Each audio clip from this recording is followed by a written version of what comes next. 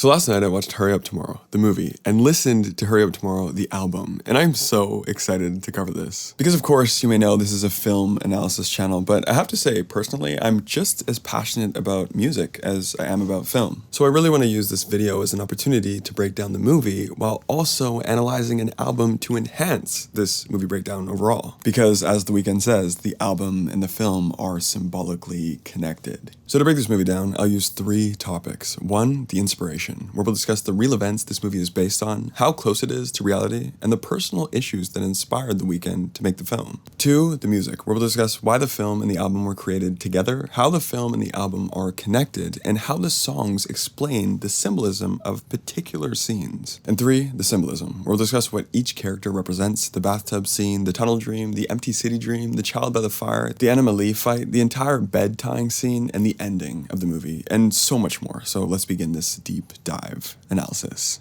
Part 1, the inspiration. I think the best place to start with this movie when breaking down what it all means is, why was this movie made? Weeknd is suddenly co-writing and starring in a movie based on himself with the same title as his most recent album. Why? Where did this inspiration come from? And I think the best answer we can get is from the director, Trey Edward Shultz, and The Weeknd, Abel Tesfaye himself in their interview with Fandango. Trey says, "It was basically a character we created that stemmed from personal truth and trauma. And it was like, we do these long therapy sessions and talk about his history so I could get to know him more and share information. And then for me, it was kind of thinking of a character for if Abel made the wrong decisions in his life and kind of went down a different path in alternate reality." So rather than this movie being a direct biographical picture of The Weeknd's real life in recent years, it's more an exploration of his deepest feelings and experiences in recent years, and extending that story into a place where this time he now gives in to those temptations completely and suffers the consequences of those decisions at the very worst level. The price one pays for fame, the sacrifice of privacy, the inflation of one's ego, the birth of an alter ego, losing one's sense of true self before fame, fearing true romantic connection, using all that pain to fuel one's art, and surrendering to the worst vices and addictions to numb oneself from all that pain. These are all feelings and concepts that Abel is experiencing, and we'll dive much more deeply into these ideas as this video goes along. And it seems the one real moment that really sparked Abel's drive to make this film was the voice loss incident in 2022 at a show in Los Angeles, where he had to cancel the show mid-performance. In this same Fandango interview, Abel highlights how that's the one scene in the film he can't watch because of how traumatic it was for him, also highlighting how that's the only scene in the film that is based directly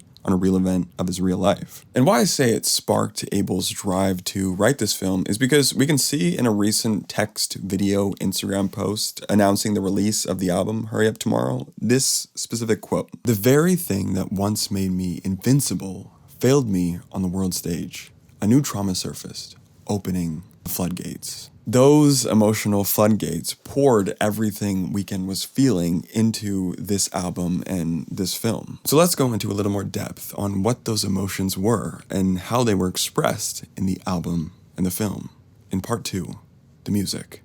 It seems, based on many personal discussions I've had about the film with many people, that they aren't really sure about how the album Hurry Up Tomorrow relates to the film Hurry Up Tomorrow specifically. Like, is the album just a soundtrack to the movie, or is the movie made to promote the album? And I can totally understand this misunderstanding even if you have seen the film, considering that the film starts with a literal promotion for the album. But truthfully, the movie was created first, and the album was created around the movie, acting as a soundtrack for the film and as its own separate piece of art that you can enjoy simply as a new studio album by The Weeknd. But most importantly, the lyrics and the instrumentation in the album and the narrative and the visuals in the movie are thematically and narratively connected. I tried to design the film to where, regardless if you listen to Abel's music and album or not, it's hopefully a great special film on its own. But I think if you do listen to his music and you do listen to that album, they're beautifully interlinked and enrich each other. Sometimes just a scene in the movie that another viewer would just assume is a scene and part of our narrative could be a song on the album with the lyrics of where his character's headspace is actually at.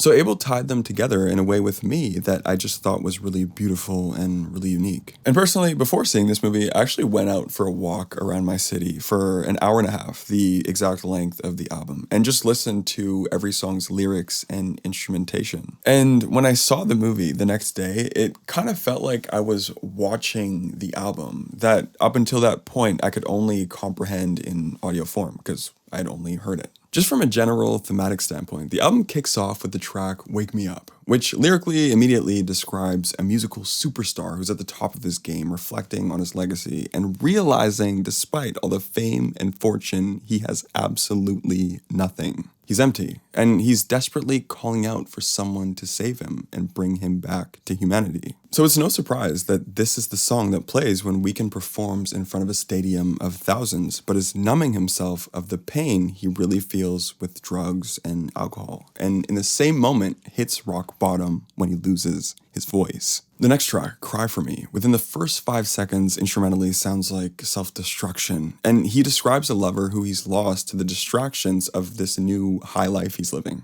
And very fittingly, the song plays when we see Anima burning down the house in her very first scene of the film. And overall, this album relentlessly explores a man who is surrendering to the pleasures of fame, fortune, excess, vice, but only surrendering to it to fill a void of the true self that existed before stardom. Abel before the Weeknd. And his vices allow him to distract himself and numb himself from knowing he feels completely empty. In various moments, Weeknd describes having sold his soul to the devil, like in Take Me Back to LA. Being haunted by shadows of trauma, like in Baptized in Fear. Fearing true romantic connection, like in Open Hearts. And all the while, quietly crying for someone to come save him, like in Give Up On Me and Give Me Mercy. So let's break down more of these songs, the meaning of the characters, and the most obscure moments in the movie, in the final section of this video, part 3, the symbolism.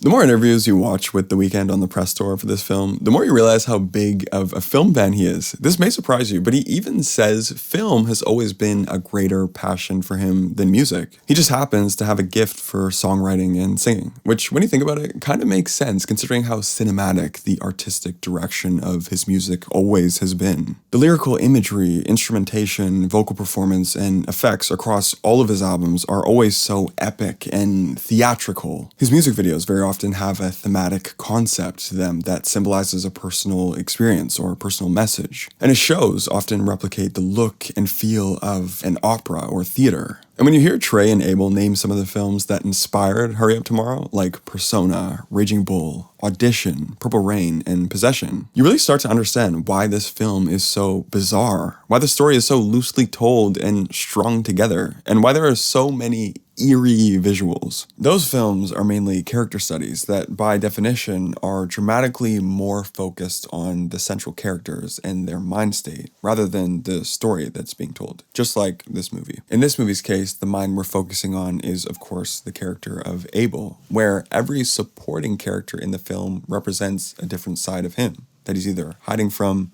fighting with, or indulging in. And Trey expands on this in an interview with Discussing Film. If you want to reinterpret Hurry Up Tomorrow as a Jungian dream analysis, then maybe none of it actually happened. Maybe it's all kind of a dream. I don't want to put a bow on everything for an audience. I want them to take their own things. You could talk about Abel as his character representing the self, the Weeknd representing the persona, his manager Lee representing the id and the ego, and Jenna Ortega representing the anima and this confrontation Abel needs to have with himself. The term anima in Jungian philosophy means the feminine side of a man's psychology, the vulnerability a man may be afraid to reveal or accept. And I'm sure as you read that quote, you can even see it all come together when you recollect everything that you've seen in the film. Abel is the true self he is slowly losing touch with. Weeknd is the persona who he is becoming lost within. Lee is his carnal desire, temptation, and ego. And anima is the deeply suppressed and feared feeling of returning to his truest, most honest, imperfect human self. The further away Abel is from anima physically, the more carried away he becomes with the Weeknd persona. And and the more connected he becomes with Lee and his darkest temptations. And as Anima moves closer and closer to Abel, the more and more of the pain he feels that he's been regularly numbing himself from. That pain is also represented symbolically within Anima herself, through her broken relationship with her family and her extreme decisions that she makes in dealing with those suffering relationships. In parallel to these moments with Anima burning the house down and refilling the gas can, Abel is haunted by his own demons, particularly the scene in the bathtub where Abel sees the shadowy figure coming closer and closer as he hears these blood-curdling screams from a young woman. This scene relates directly to the track from the album Baptized in Fear, where he describes being submerged in his own shame, being haunted by this shadowy figure of shame who is staring at him and laughing at him. But beneath it all, he hears this voice of rescue that allows him to hold on to hope.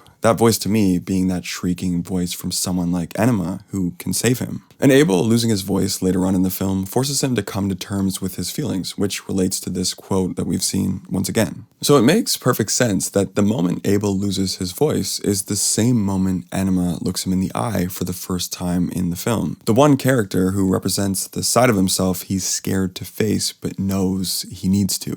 And as the two of them spend more time together, the parallels continue. She and him spend a night at the theme park where he isn't recognized and returns psychologically to his humble beginnings. And in this sequence, we hear the track Drive from the album, where Abel describes desperately wanting to come back to a modest life with a partner who once loved him for who he truly was. Soon after, the two of them listen to an unfinished version of Hurry Up Tomorrow, the anthem of the album and the movie, very appropriately titled. And this track is essentially Abel's confession to the preacher, God, the world, his friends, his family, his past partners. Is this complete and utter acceptance of himself, his flaws, his traumas, the absence of his father, and his final call for forgiveness and reconciliation. This, of course, brings Anima to tears because she feels those exact feelings as well. She is those exact feelings. But maybe symbolically, because that track isn't finished, he hasn't entirely come to that conclusion to take full accountability. Because the next day, he gives Anima the complete cold shoulder. And of course, in a scene that's being shared everywhere online right now, he convinces himself and tries to convince Anima that he's too big of a star to be spending time with someone as insignificant as Anima, which is a reaction that stems entirely out of his own fear. A fear that is confirmed by the next scene, where he is knocked out and descending in an elevator to a mysterious tunnel. This likely represents Abel confronting his deepest fears, literally at the lowest floor of his psyche. The girl screaming, who he's running from, reflects his fear of connection with women and their own connectedness with their emotions. In this same sequence, Abel roams these empty, broad day city streets, representing his loneliness as a result of this fear. He is then led to a fire with this younger Abel sitting there looking at him with this expression of disappointment, as if he doesn't like what the present day Abel has become. And this entire dream sequence is a process forced upon Abel by Anima, for him to come to terms with his truth and face it head on. And once Abel awakens, Anima continues this process by promising to untie him from the bed only once he reveals his deepest feelings toward her and within himself. As she explains in this scene, we learn how his discography and greatest hit singles were built off of these poorly nurtured relationships and this greatly uneven balance of codependency, from songs specifically like Blinding Lights and Gasoline. And she breaks down how Weeknd is repetitively and continuously using this pain to fuel the music, and then seeking out that pain once again to make even more music. And even though it should be a cakewalk in this situation to express yourself and then be set free, Abel can't bear to speak his truths. And of course, since Anima represents a side of Abel's mind, this is all a personal journey of inner conflict for him to come to terms with his truths and disentangle them for a healthier future. But it's the other side of Abel that still exists, Lee. The side of Abel who prefers to ignore and avoid these truths. Therefore, once Anima kills Lee, Abel is finally able to express himself. Just before Anima is about to burn him to death, he starts singing Hurry Up Tomorrow, as mentioned before, the anthem of the movie and the album.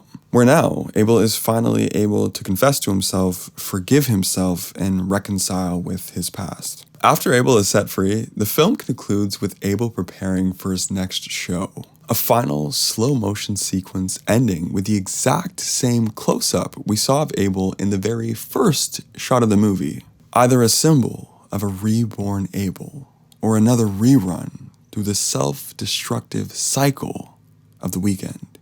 All right, that's my analysis. I'd love to discuss all of your thoughts and ideas in the comments below because there's so much to talk about. And if there are any questions that you have that I haven't answered, feel free to ask them in the comments below. I'd be happy to answer. Thank you so much for watching and see you later.